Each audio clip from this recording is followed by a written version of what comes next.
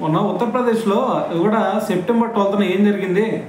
దిశా పటాని వాళ్ళ ఇంటి మీద ఒక ఇద్దరు దొండకులు వచ్చి కాల్పులు చేపట్టారా లేదా? సో కాల్పులు చేపట్టిన తర్వాత మరి యోగి గారు 2 రోజులకే దానికి రెస్పాండ్ అయ్యి దిశా పటానికి ఒక హామీ ఇచ్చారు. ఏమని? ఎవరైతే దీనికి కారణం అయ్యారో ఆ నిందితుల్ని ఎట్టి పరిస్థితుల్లో వదిలేది లేదు, ఇది నా హామీ అని చెప్పారు.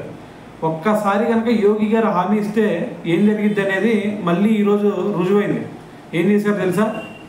ఎవరైతే దానికి కారణమయ్యారో ఆ వాళ్ళిద్దరిని మరి అటువైపు స్పెషల్ టాస్క్ ఫోర్సు, అదేవిధంగా ఢిల్లీ పోలీసులు ఇద్దరు కలిసి వాళ్ళిద్దరిని గజియాబాద్లో పట్టుకోవడం జరిగింది. సో దాని తర్వాత వాళ్ళు పారిపోయే ప్రయత్నంలో మరి ఎదురు కాల్పులు జరిగినాయి. సో వాళ్ళిద్దరిని మరి ఎన్కౌంటర్ చేసి పక్కన పెట్టేశారు. సో దీన్ని బట్టి అర్థం చేసుకోండి, యోగి గారి కళ్ళలో పడినా యోగి గారు ఒక్కసారి కనుక హామీ ఇచ్చారు అంటే ఆ మాట ఎప్పటికి కూడా తప్పనటువంటి వ్యక్తి యోగి గారు.